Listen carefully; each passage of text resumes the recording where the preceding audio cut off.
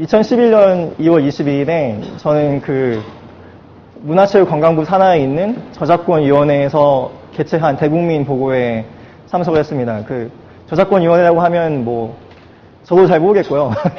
근데 저작권위원회가 하는 일이 제가 대충 알기로는 저작권에 관련된 정책을 논의를 하고 그게 국회에서 산정을 하거나 아니면 여러 가지 일을 할 때 도움을 주는 것으로 알고 있습니다. 근데 이 행사가 왜 열렸냐? 혹시 여러분 최근에 그 문화체육부 장관이 바뀌셨다는 거 알고 계신가요? 예. 그 문화체육부 장관이 바뀌셔가지고 장관이 바뀌시면서 이제 대국민 보고회라는 거에서 각 부처 그 부처 산하에 있는 여러 기관으로부터 정책 보고를 듣고 그래 이건 이렇게 해보자 아니면 저건 저렇게 가보자 라고 말을 하는 거죠. 실제 행동을 옮길지는 모르겠지만 일단 말을 하는 곳인데 제가 이제 거기에 참석을 하게 됐고요. 참석을 하게 돼서 이제 이메일로 그날 행사에 대한 내용을 받았습니다. 행사에 대한 내용을 받았는데 뭐 괜찮다는 생각이 들었어요. 내용을 딱 보니까 뭐 스마트폰에 대한 얘기도 있고 뭐 산업에 대한 얘기도 있고 정책에 대한 얘기도 있고 뭐 비즈니스에 대한 얘기도 있고 뭐 여기까지는 좋았는데 뭐 참석하는 분이 한 22명이 정책 토론을 참석자로 오셔가지고 토론을 하고 뭐 각 단체 기관장들이 뒤에 계시고 대학생들도 좀 오고 뭐 그렇게 해서 한 100명 정도 되겠다라는 얘기를 듣고 예 뭐 알겠습니다. 가겠습니다 얘기를 했는데 그 다음에 마음이 왜 바뀌었냐면 딱 이걸 봤어요. 업무 보고 참석자 명단이라는 거를 딱 보게 됐는데 이게 그 한 22명인데 맨 마지막에 있는 게 저고요. 위에 쭉 어원들이 계시는데 다 무슨 협회장, 무슨 협회장, 무슨 협회장, 무슨 협회장 쭉 있고 이제 저희 끝에쯤에 이제 저랑 이제 연구원들 몇 분이 계신 거예요. 근데 저 화면에 있는 거 보면 아시겠지만 제가 하는 일은 사실 저작권 공유를 합니다. 그러니까 저작권 공유하는 건 뭐냐면 그 소위 얘기하는 카피 레프트라고 해가지고 저작권 같은 거 없다는 게 아니라 저작권이라는 게 권리라고 한다면 그 권리를 확장시키는 것에 관심이 많은 사람이에요. 그러니까 그거 쉽게 생각하면 이렇게 생각할 수 있습니다. 민주주의자라고 하는 사람은 어떤 사람들이죠? 민주주의를 주장하는 사람들은 참정권이라든가 그런 국민의 어떤 정치 참여의 권리를 확장시키기 원하는 사람이고 기업가라고 하는 사람들은 어떤 기업의 활동이 가질 수 있는 영역을 넓히는 사람인데 저작권에 공유한다는 건 어떤 얘기냐면 그 사람들이 창조할 수 있는 권리, 창조한 것을 나눌 수 있는 권리를 확장시키는 사람들인데 사실 뭐 저희하고 저희 협회장들 뭐 만화협회들, 뭐 음반협회들, 영화협회들 협회장들하고는 뭐 사이가 꼭 좋다고 나쁘다 할 수 없지만 뭐 그렇게 반가운 사이도 아니거든요. 근데 22명을 봤는데 10명 넘게 다 그런 회장님들이 앉아 계시고 딱 거기에 가야 된다는 생각을 하니까 이게 좀 마음이 불편했습니다. 그래서 갈까 말까 고민했다가 이제 간다고 얘기했으니까 그래 가야지 라고 생각을 했고 그게 2011년 2월 22일이었고요. 그래서 그 자리에 앉았는데 그 시작하기 좀 1시간 먼저 갔어요. 원래 1시간 먼저 가면 안 되는데 그거를 너무 긴장이 돼가지고 빨리 가게 하더라고요. 왜 그런지 모르겠어요. 긴장이 되면 빨리 가서 갔는데 더 큰 실수를 했어요. 여기 여러분 들어오실 때 보면 물을 받잖아요. 그 컨퍼런스를 가시면 하지 않으셔야 될 것 중 하나가 물을 많이 마시면 안 돼요. 왜냐하면 그게 보통 2시간, 3시간 진행이 되는데 화장실에 못 가잖아요. 근데 저는 거기 가서 물 2병을 마셨어요. 그걸 나중에서야 정말 큰 실수했다고 깨달았던 게 1시간 전 지나니까 정말 화장실 가고 싶은 거예요. 근데 제 그 맞은편에 계신 분이 누구였냐면 장관님이 바로 앞에 맞은편에 앉아 계셔가지고 도저히 손 들고 나가겠다 얘기하시는 것도 아니고 뒤에는 카메라가 있고 아주 난처한 상황이었어요. 초보자의 그 전형적인 실수를 보여준 거였는데 그래서 딱 그 이상정 교수님이라고 경희대 법대에 계신 로스쿨에 계신 교수님이 사회를 보시고 이제 쭉 장관님이 맨 처음에 먼저 말씀하시죠. 장관님 먼저 그래 참 오늘 잘 오셨습니다 얘기하시고 사무관님이 올라오셔서 그 이런저런 정책이 진행되고 있으면 얘기하고 이제 한 번씩 돌아가면서 얘기하는데 그 22명 있었다고 했잖아요. 그러면 제 순서가 언제쯤일까요? 예. 네, 제 순서는 거의 끝에쯤 있었는데 사실 저는 그 순서가 오기 전에 한 30분 전부터 이미 패닉 상태였어요. 너무 화장실 가고 싶은데 예, 정말 힘들더라고요. 머리가 어지러지해지고 정말 숨이 가빠오는 상황이었는데 근데 얘기를 듣고 있었어요. 그러니까 처음에 어떤 교사님이 나오셔가지고 학교에서 애들 가르쳐 싶은데 가르치려고 뭔가 쓰려고 하면 저작권에 걸린다. 좀 풀어줘라 얘기를 했는데 그 얘기가 끝나자마자 한 분 한 분이 돌아가시면서 우리 음반 산업은 요즘 이렇게 먹고 살기 힘듭니다. 법을 강화시켜주시든지 처벌을 강화시키시든지 아니면 보안기술 높여주시든지 셋 중에 하나 해주세요. 라고 얘기를 하시는데 사람들이 다 바뀌어요. 좀 있으면 만화산업, 좀 있으면 뭐 출판산업, 좀 있으면 이러닝 뭐 하여튼 다양한 산업들이 있더라고요. 컨텐츠 산업에서 다양하게 얘기하는데 그 모든 결론을 딱 그 세 개를 추락해보면 법을 강화해주든지 법의 권리면 더 강하게 때려잡아주든지 아니면 기술을 강화시켜주세요라는 얘기를 쭉 듣고 있었습니다.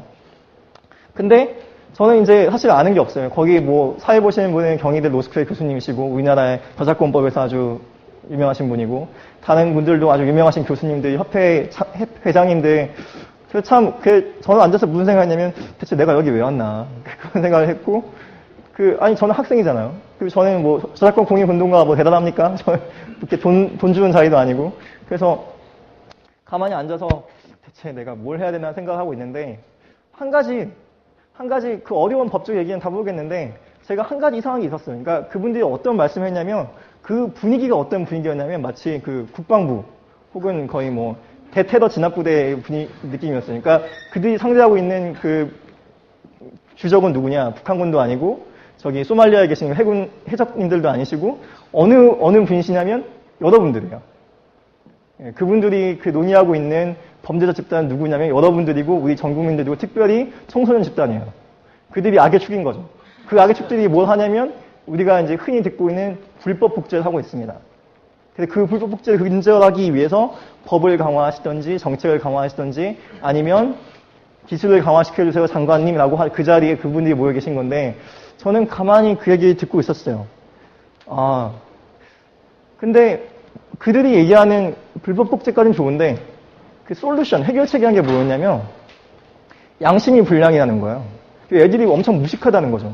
저작권이라는 걸 전혀 모르고 양심도 없어가지고 창작자들이 얼마나 힘들게 그걸 만들어낸지 모르고 그걸 다 그냥 인터넷에서 긁거나 내려받거나 해서 창작자들의 의지를 붕괴시키고 산업을 멸망시킨다는 거죠. 그들은 정말 21세기의 미래의 아이디어와 문화의 적이라는 거죠. 근데 과연 그럴까? 예를 들어서 불법 복제가 과연 불량 양심 때문에 생기는 건가요? 여러분이 아마 여기 계신 분 중에 적어도 한두 분은 보셨을 겁니다. 그 어딘가에서 양심 다운로드. 영화관 가면 두 가지를 볼 수 있어요. 첫 번째는 뭐죠? 핸드폰 광고. 요즘 엄청 많이 하잖아요. 스마트폰. 그 다음에 또 뭐가 있죠? 굿 다운로드 하세요. 듣죠? 그러니까 어딘가에서는 듣고 있어요. 근데 굿이란 얘기는 선과 악이란 얘기인데 과연 그 불법 복제를 한다는 게 불량 양심 때문인가? 3월 8일에 통계청 자료가 나왔는데 재미있는 게 뭐냐면 대한민국이 더 양심적이네요. 대한민국이 더 코이카에 더 많이 지원을 하고 해외 나가신 봉사하신 분들이 더 많고 기부금액을 더 내신 분들이 많고 젊은 층이 더 많아요. 근데 그 젊은 층이 왜 다운로드 받고 공유하는 거 양심 불량이 된 거죠? 그러면 불법 복제가 올라가는 통계적인 수치하고 여러분의 양심이 떨어지는 수치하고 비례하고 있습니까? 여러분은 여러분의 인간성이 타락하는 만큼 더 불법 다운로드 하고 계십니까? 그러면 우리는 인류사상 최대의 흉악범들이 살고 있는 시대에 살고 있거든요. 참 무서운 시대입니다. 근데 제가 보기에는 불법 복제는 사실은 다 인정하고 있겠지만 양심의 문제가 아닌 사실은 기술의 문제입니다. 옛날에 여러분이 책을 복제한다고 생각해봐요. 책을 100명한테 복제한다고 생각해봐요. 그걸 필사본을 만들어야 되는데 인쇄소로 찍으려도 인쇄소가 없어요. 여러분이 그걸 뭐 힘들어서 누가 하겠어요. 근데 요즘엔 그냥 올려놓으면 누군가 다운로드 받고 공유되는 거예요. 그러니까 기술의 성격이 바뀐 거죠. 개방적이고 공유가 잘 되는 기술이 등장했고 그게 확산되고 스마트 혁명이 그런 거 아닙니까?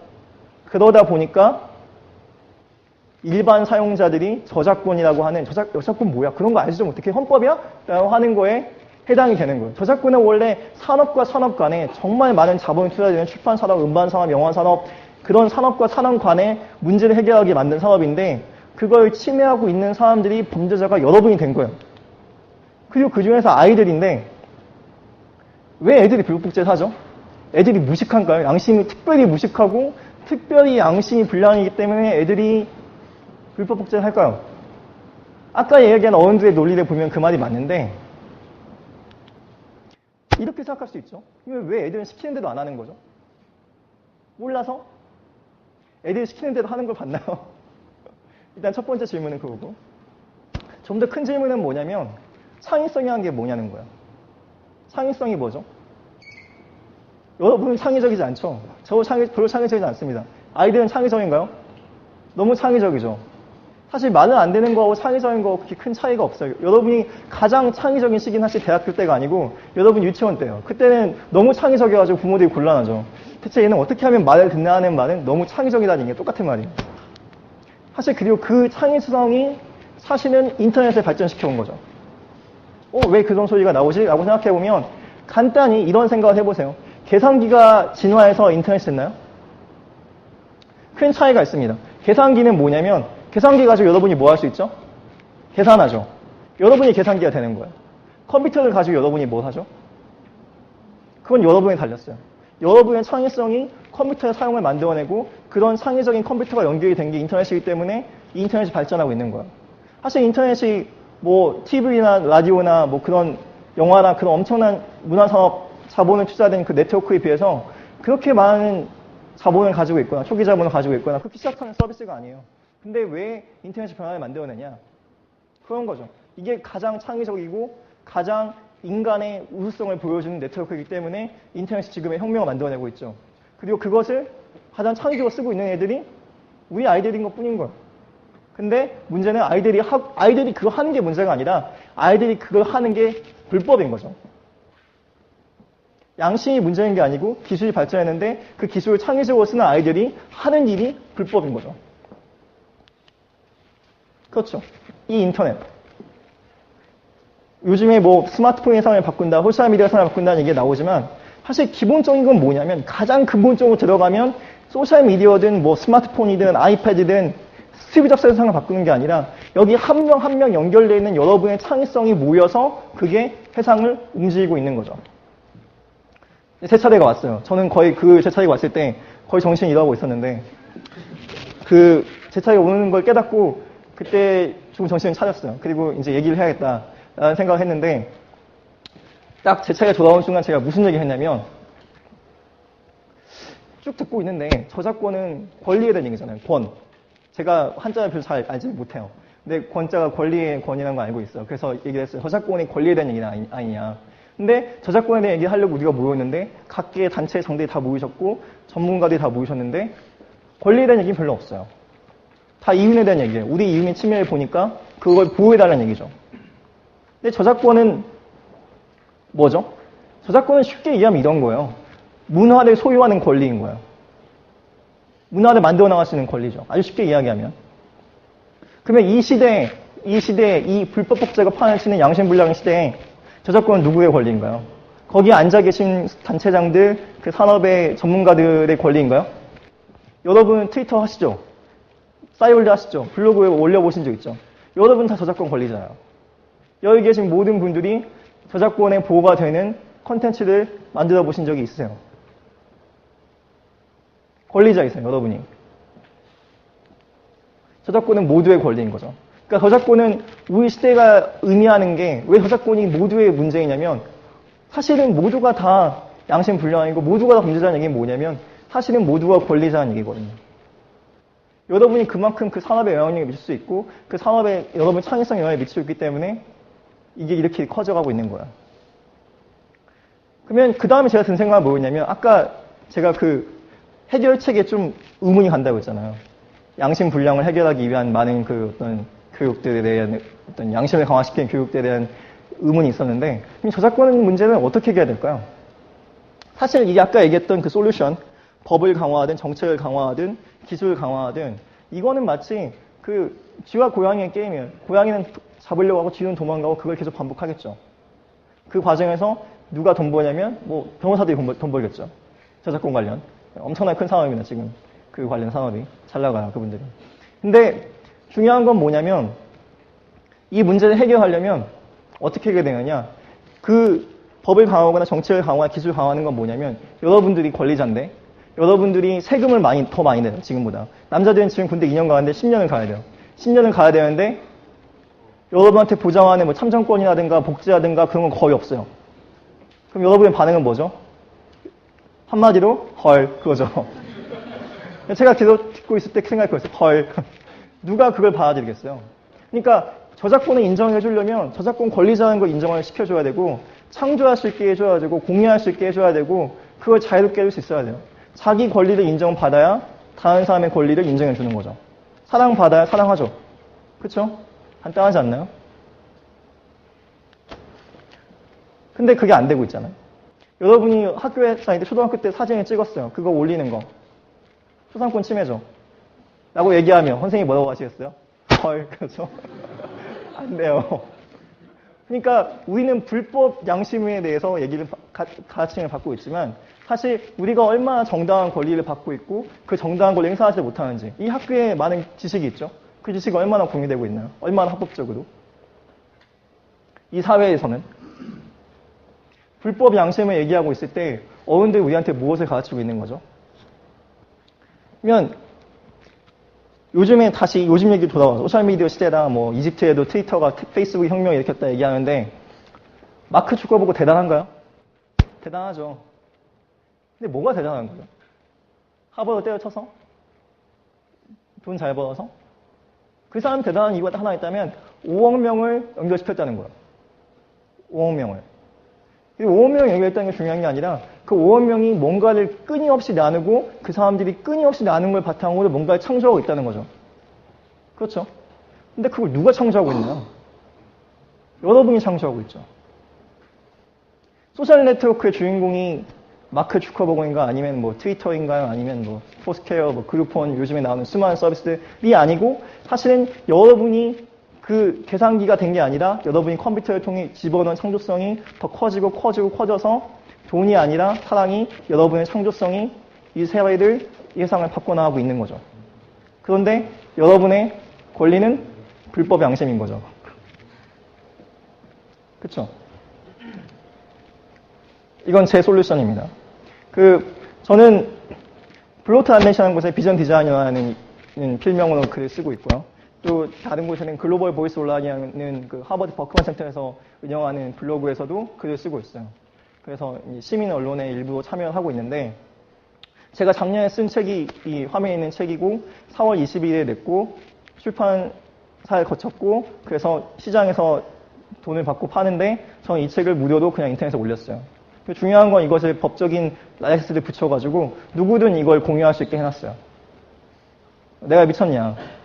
게 아니고 이건 뭐냐면 제가 첫 번째는 이 책을 쓸 수 있었던 것은 공유된 지식이 워낙 많았기 때문이고 그것을 내가 받아들일 수 있었기 때문이고 두 번째는 주장하고 싶었어요. 제 책을 통해서 뭘 주장할 수 있었냐면 사람들이 받으면 할 수 있다는 거고 열어주면 그만큼 가능성을 보일 수 있다는 것이고 두 번째는 그러기 위해서는 더 이상 문제에 대한 지적과 비판을 하는 게 아니라 희망이 되고 그 희망의 증거가 내 사람들이 나타나야 한다는 것을 이야기하고 싶었어요.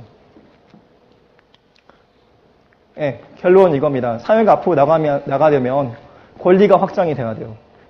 우리 시대에 확장될 권리는 정치적인 권리, 경제적인 권리를 넘어서 문화적인 권리죠. 문화를 새로 만들어 나가고 그 문화의 새로운 의미, 새로운 창조성을 건져줄 수 있는 사람들. 그 사람은 마크 주커버그도 아니고 다른 누구도 아니고 여기 계신 여러분 한 사람입니다. 감사합니다.